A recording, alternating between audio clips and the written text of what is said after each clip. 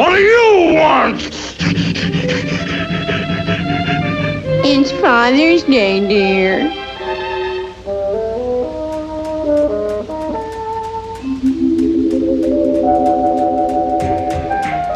What's up, dads and docettes?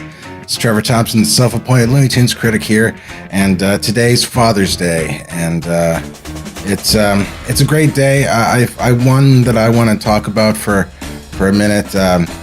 The first pop culture understanding of having a dad that's supposed to be around and supposed to be there and caring and funny and all that. I got, and also the rigors of being a dad like that. I got from Looney Tunes cartoons, and some of the best of them. The three bears, especially Papa Bear. Every time I think of it, it's just popped in my head. I don't want breakfast in bed. I hate breakfast in bed. And then the mom goes, "It's Father's Day, Henry." My dad was a champ, a good sport, much in the way that Papa Bear was in that respect, because we kids, we tried to give Dad a but the thing about it was that there wasn't much of a pop culture need in our house really to see, this is like the generic understanding of what a great dad is. We actually had it in the house. Everybody says, they have the best parents, and it's kind of corny, and maudlin, I suppose, too, in a weird way. But to sit here and go, I have the best parents, especially when I'm such a mama's boy, you guys. It's ridiculous. The thing about that is, though, my mom passed away when I was 18, which would have been the late 90s, of cancer. And so, and there, of course, there are things that you do that you don't forget that ever. So there's, there might be days where you don't think about her, but, your parent, your mom, in my case, my mom, but, weeks, you can't go more than weeks without thinking about her and everything like that. But the one who's there, the one, it's like, that's the thing. I'm going to be 40 this year. And, I just realized that the other day. My mother's been gone longer in my life than she was in it. But who was always there was my dad. And my dad's responsible also for a lot of,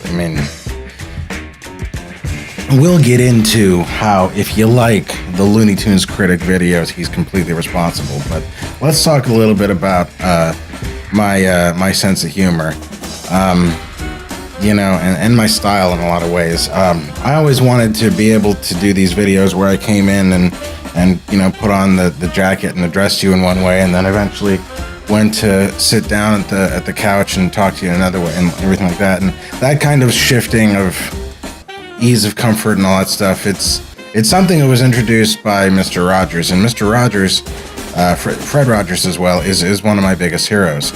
And I have a lot of heroes, and even beyond the cartoon stuff, that are very different.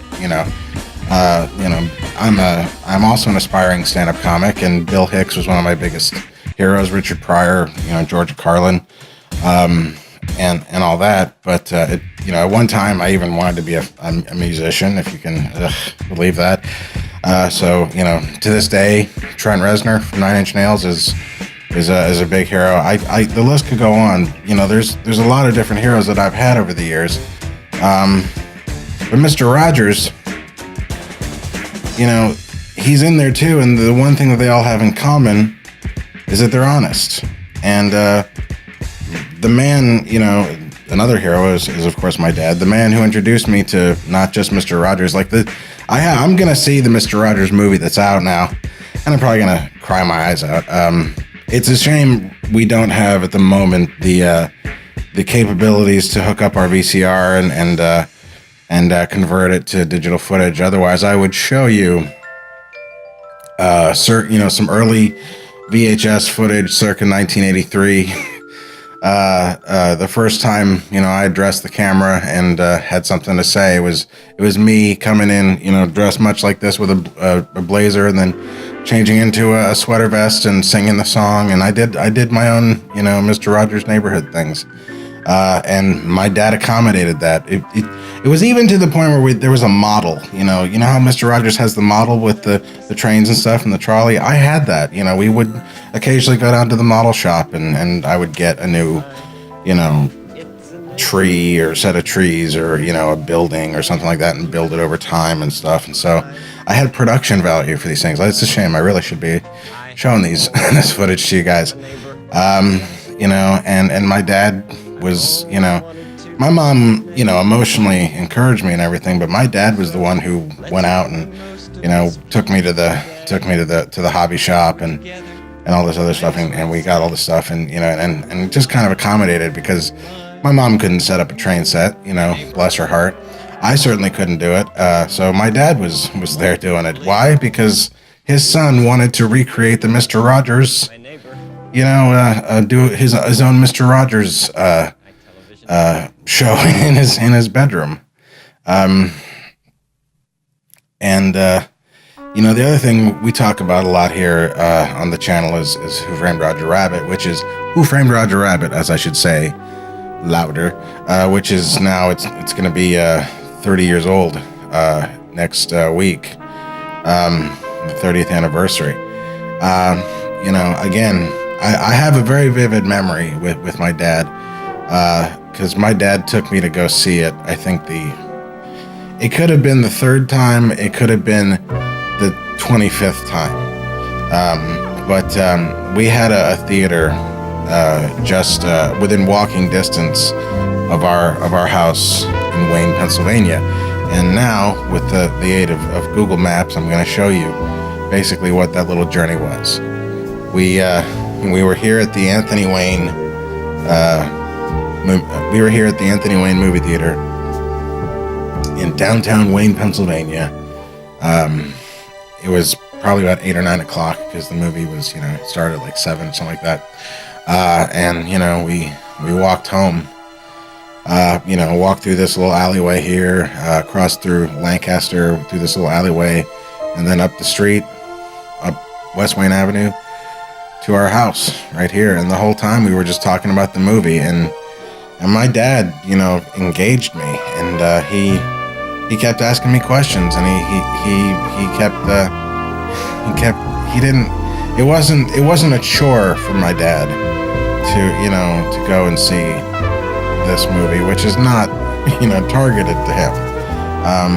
Just about the only thing really that my dad could, it's fun for the whole family, they say, but, I guess one of the main things that my dad could latch onto with Who Framed Roger Rabbit was Bob Hoskins, because my father is English, and he's going to be 80 next year, actually. My father's English, and I think Bob Hoskins was similar age, close to that. And when the movie came out, my dad was telling me about how Bob Hoskins was an actor in England, and I had no idea, because I didn't hear the accent, which, especially if you have friends over your house, you realize how pronounced your father's accent, if it's, my dad didn't sound like Dick Van Dyke from Mary Poppins. I love Mary Poppins, but it did stick out, when you're not accustomed to it. And so I thought for sure if Bob Hoskins was English, I would surely know. Another great walk to and from our house to the Anthony Wayne Theater, funnily enough, was to see Song of the South. Walt Disney's classic Song of the South is back.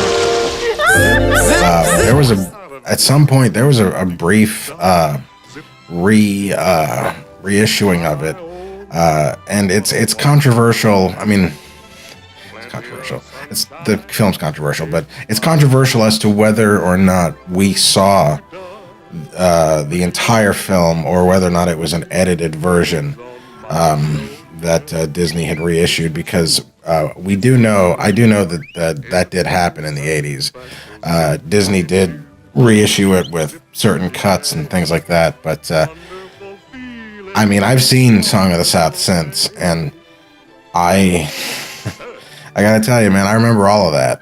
So I remember seeing Song of the South in the theater with my dad, and you know, there's a lot of people who are gonna say a lot of things about it, but you know, maybe there's something to be said, you know, because it's my father's favorite Disney movie, and he didn't feel any kind of, like, he didn't see it for the racism that we now can see it for, with being woke and everything, being progressive in 2018.